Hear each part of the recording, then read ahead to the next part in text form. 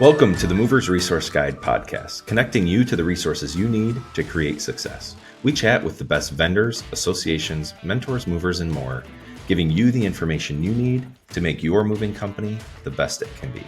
I'm your host, Brian Hassan, CEO of Wayfinder Moving in Buffalo, New York, Apex Moving in Lakewood, Washington, and the president of the New York State Movers Association. Today we have a special treat and we have two guests.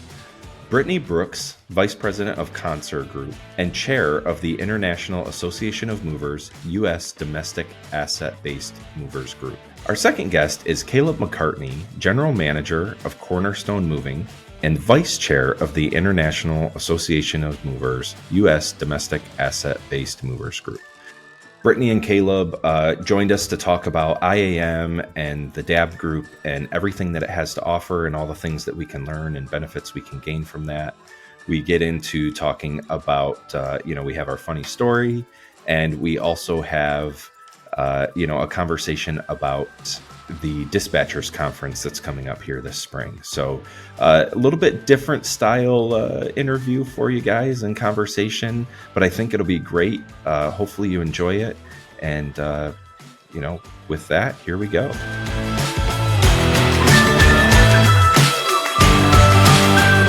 All right. Welcome, Caleb and Brittany. Thank you for joining us on the Movers Resource Guide podcast. I'm really excited to talk about IAM and the DAB group today. So welcome to the podcast. Thank you for being here. Thanks for having us. Thanks for having us. Yeah. So we talked about this a little bit. We had a conversation at the IAM annual meeting about doing this. So, I'm really excited to have this conversation and tell people about what you guys have going on. So let's start really basic. And what is IAM for those people who don't know? And then once we talk about that, then give us a little bit about what the DAB group is. Of course, we'd be happy to. Caleb, you want me to go first? Yeah, you go first. You take IAM and then I'll start with the DAB. Okay, fair. So the IAM is the International Association of Movers. And one of the things, I know you said we just spoke in Toronto, so you think international, right? But I think the beauty to take away is that we're the association of all movers. So that's any participation in this transportation industry that we're in. Now, it is a membership-based network, but it's over 3,000 members strong. And amongst those 3,000 organizations, you're looking at tens of thousands of employees who participate.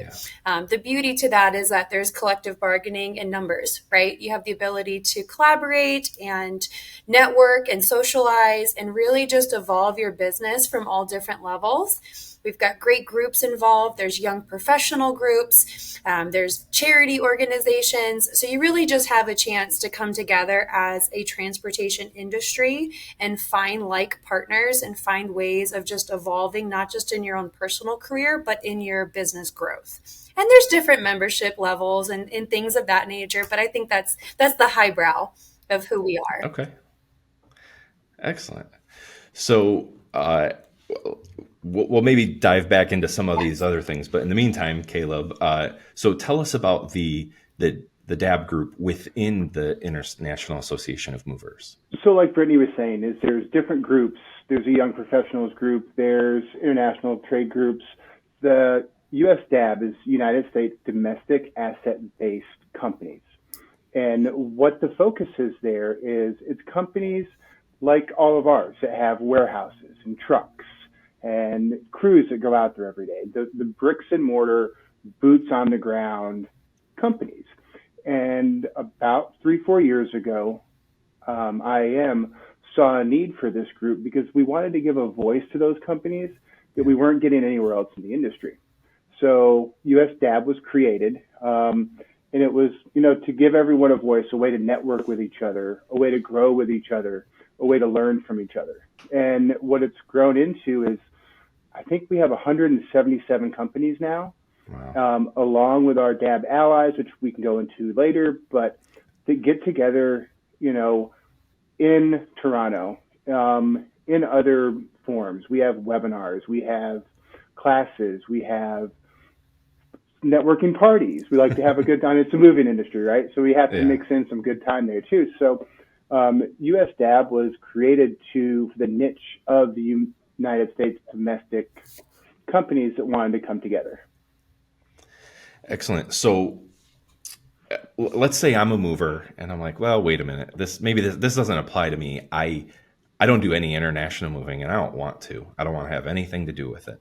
And also, I've heard that the International Association of Movers was mostly for military moving stuff. What you're saying with the DAB group is maybe that's a little bit different. Brittany, do you want to expound on that a little bit? Yeah, of course, be happy to. So, and that is, kind of that common misconception, right? You hear the big word of international and you just think, okay, my small agency, my one warehouse location, we don't participate in that. We don't participate in maybe even the DoD side. Where do I fit in? Am I too small to even be in this group? And the answer is the polar opposite. No, you can absolutely participate. You have a place here. And when we talk about the Association of All Movers, it's not one business line specific. Toronto's a great example. We had different learning session tracks that were designed based on different types of business lines. And one specifically was the COD and commercial side of the business. I mean, that is a huge opportunity for movers who are not in the international space or who are not in even the military DoD side of the equation. There are some capacity agents and movers who all they do is office moving, and they're a great player and a great network and a great capacity. And IAM is a place for that. It's a place for them to be able to come in and still add value and have resources. Again, one thing to remember as movers is there's a lot of cost associations with progressing your brand, right? Legal bills, lobbyists, staying up to date on legislation, changes with documents, HR, all of these things have a cost associated to them. And we can't all hire 30 different staff members for this. It's just not feasible. So to be part of a big association like this, you have power in number. There's education that's being done at the executive level of these associations, and that information is shared back down to all of us. And it doesn't matter your size. It doesn't matter what business line you're a part of, but you get to benefit from those opportunities and that knowledge sharing. So you have a place, even if you maybe just be a little bit out of a niche from the person sitting next to you. Like Caleb's a great example. He can expand on his side, but he was a big participant in Toronto on what they're diversifying and growing into. And while they may be heavily involved in one aspect of this industry, like international, they're starting to now go into a whole nother realm of this industry and sharing with people they're the subject matter experts, but he wouldn't have otherwise had that privilege without being able to sit next to them in Canada. Yeah. And I think she makes a really good point, because being part of the DAB pushes you to do those other things. You get to hear about other people's stories and other people's successes in other parts of the industry, and it makes you want to jump in, to do something different, to try something new that you wouldn't have done. I mean, I didn't do that for 7 years, and then I met people in this industry through DAB that helped push me to go do those different things. So I think it's really important about getting your group together and becoming part of something like that. Yeah, and I think it's really important to expand your horizons and understand what's going on, what other companies are doing, and where they're successful and where they're not. And I can help you because I'm really strong here, but maybe you can help me where I'm weak over here. And I will say I didn't have anything planned on my agenda for the COD talk that was given, and I was a little arrogant when I walked in there. Like, I know COD, but I'll go. I'll be a body in the seat, right?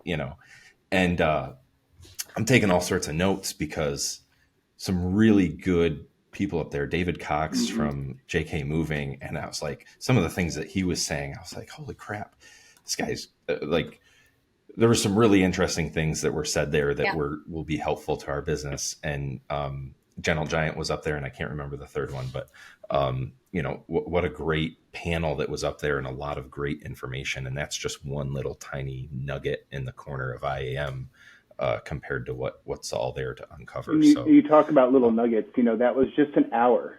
How much can we expand on going forward? And that's what we like to do in DAB. We have monthly webinars each month.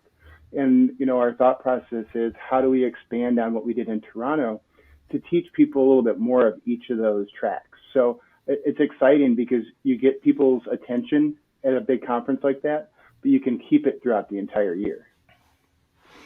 Okay, and so we keep saying Toronto, and since most of the people that are probably listening to this are Yep. domestic, uh, so in the last 5 to 7 years, how many times has IAM's annual conference been held in the I'm States? glad you brought that up too. So my very first conference with IAM was 10 years ago, and it was in Vancouver, and that was the last time they went international.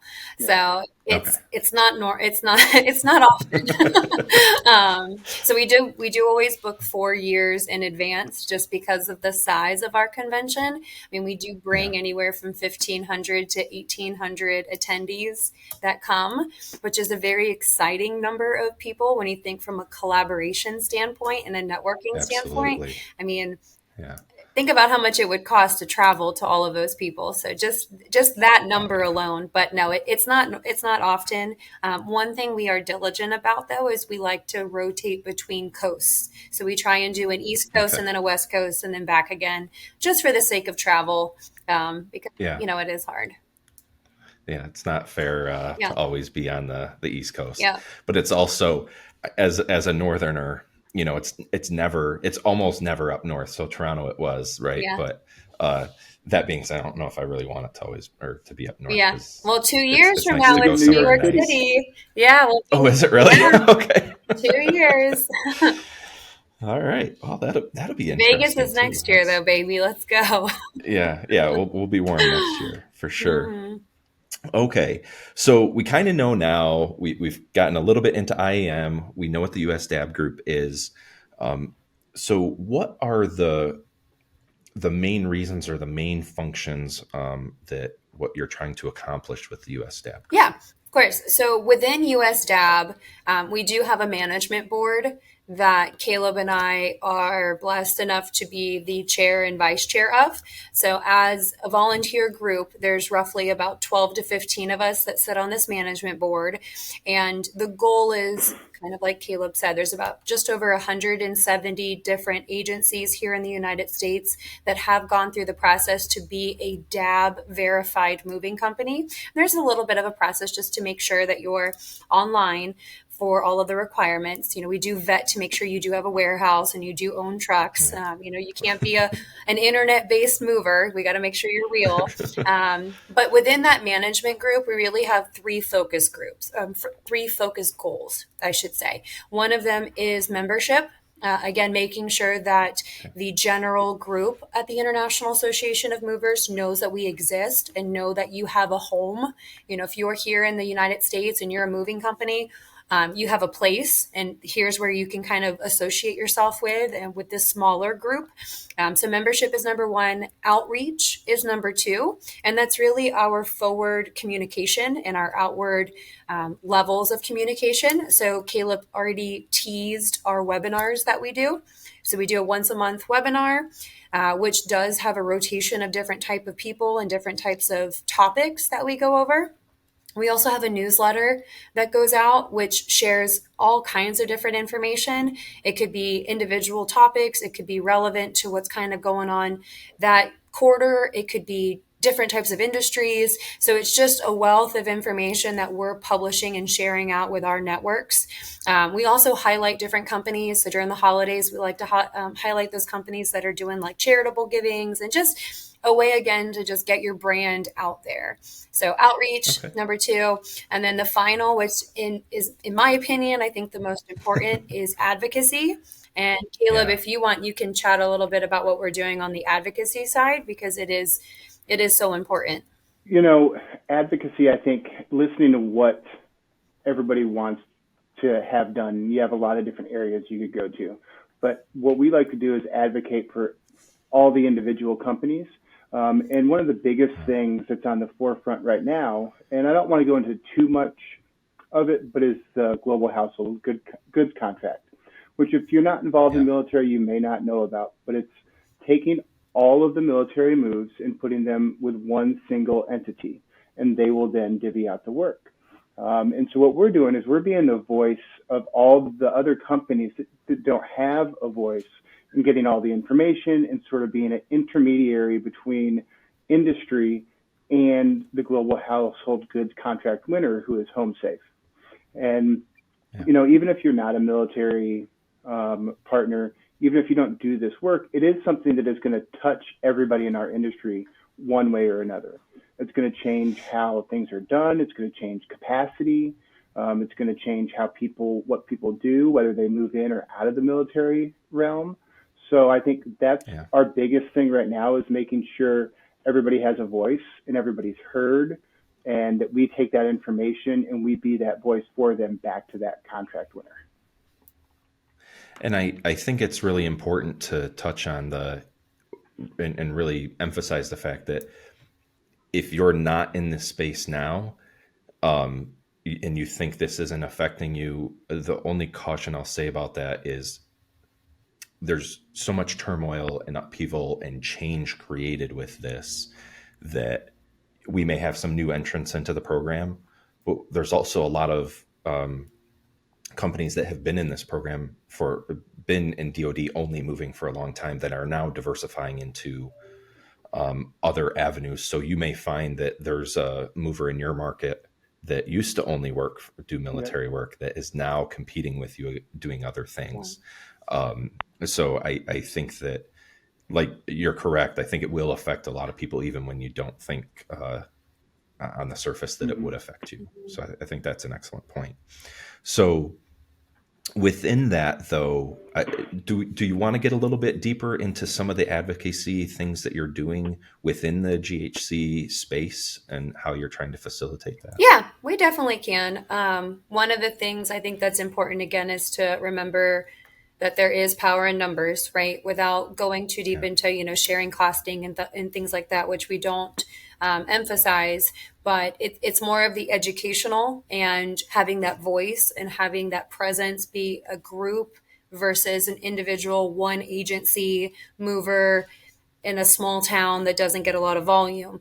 Being able to come together and say there's 150 plus agencies that are concerned with 2 or 3 bullet points. Some of the things surrounding the Home Safe Alliance is the fact that it's a FAR contract. So if you're not very familiar with these different types of words or kind of lingo, is the current military program is based on a tender-based program, which comes with its own rules and regulations. But the new contract is FAR-based. And with that has different requirements. Some of that is percentages that have to go to small businesses and minority owners. Some of it has insurance requirements. Some of it has very specific claims lingo.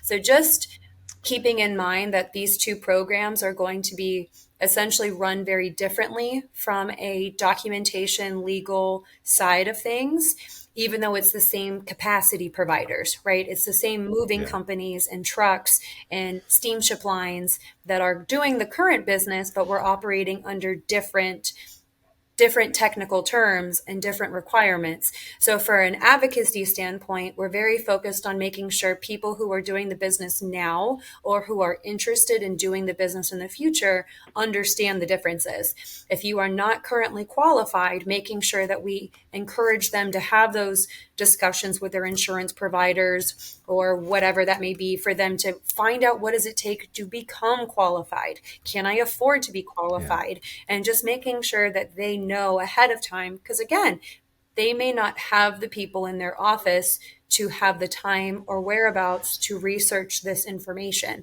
That's just a preview of kind of what we're focused on. And on the flip side too, is we're also making sure that Home Safe understands how those costs are going to affect the people, the capacity that they currently have.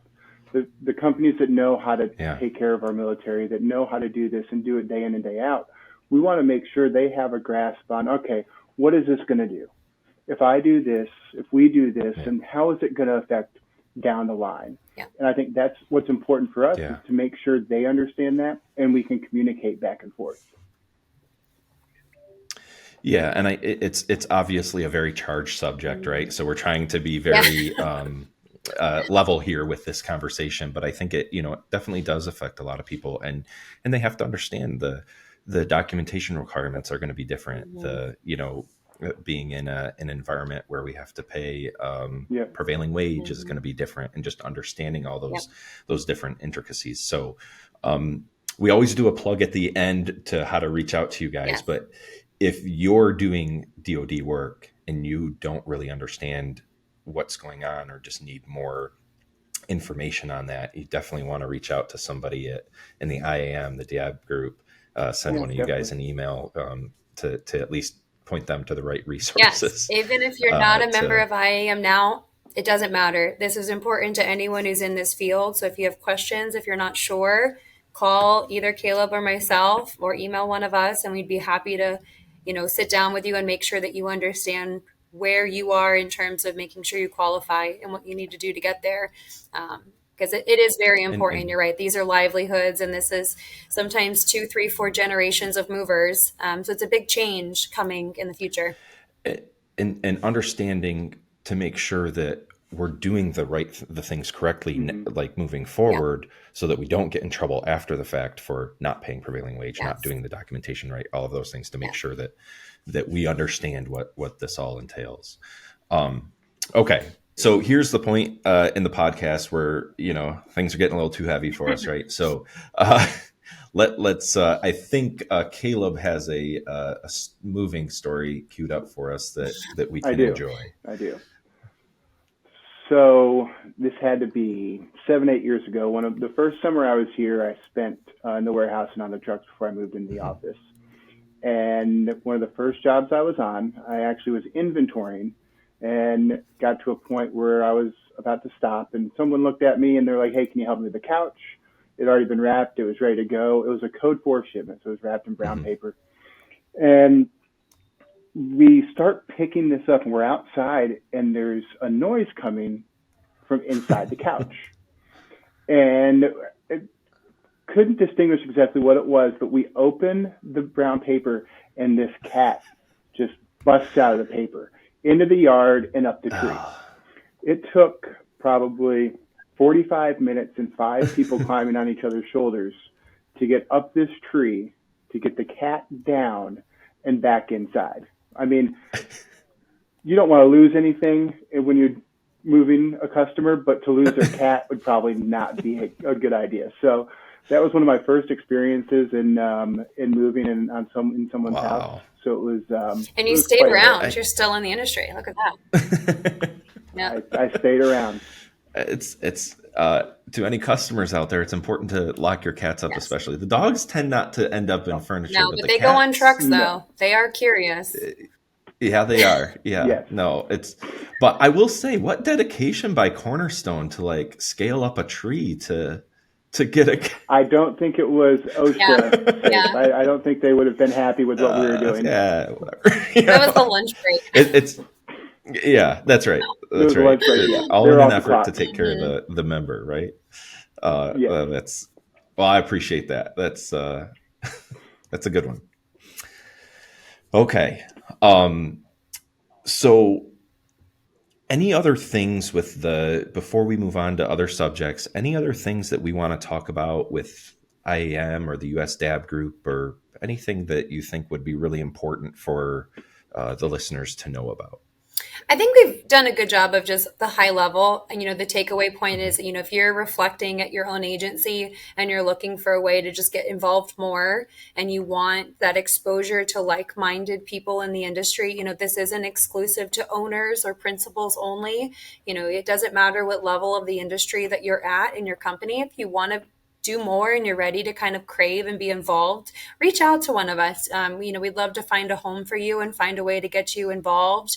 There's plenty, we talked about our initiatives. There's ways of getting involved without a large time commitment. So if you're at that place in your career or you're with your organization, just reach out to us. It's nice to have people who are, on the mission with us together, more the merrier. So we'd love to have you involved. Yeah. And I think that, and this is one of the reasons I started the podcast, because, for instance, I don't know everything. I'm still learning. I'm trying to develop and learn as much as I can about the industry. So I'm kind of want to bring people along on this journey. Yeah. And associations, whether that's a state association, national, international, whatever, the more exposure you can get to other movers and learn what they're doing, it's going to really increase that learning curve, and help you develop your company quicker and really get some advantages on your competition. Yeah, absolutely.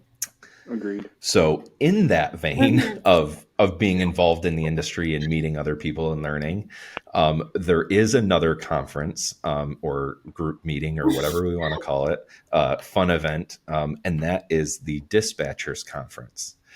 And so I'm not sure which one of you wants to take the start of this, but how would we go?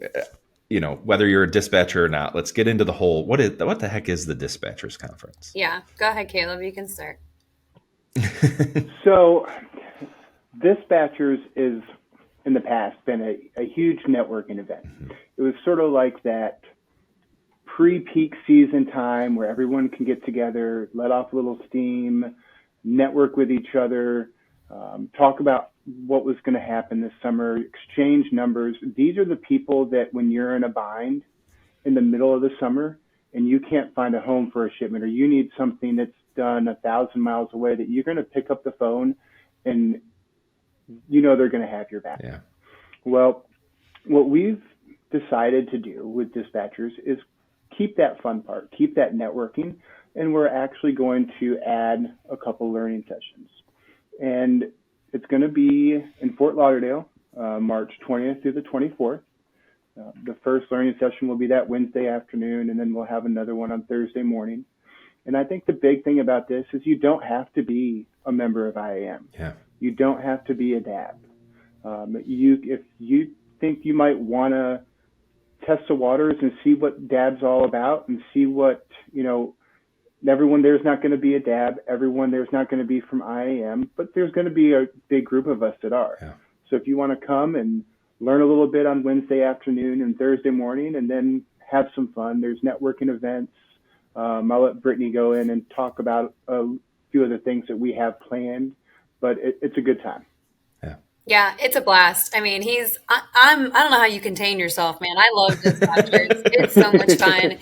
He said it. There's so many good conventions that are 100% learning based. But the reality is peak season is hard, right? We're in a really tough industry, and it's nice to be able to have people by your side. And so we're all getting ready beforehand.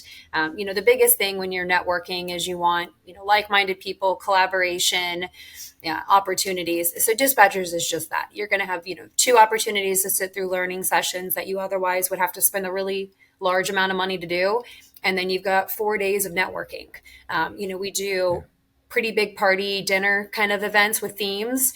We've got golfing, we have deep sea fishing, we've got Everglades tours, we've got sunset cruises, we've got rooftop bar events. I mean, if you are interested, or we just have a day where it's just a pool party too. So, I mean, you could just come to Fort Lauderdale, sit on the beach for 4 days and drink pina coladas with your friends in the industry, or you can be really, really active too and come to Florida.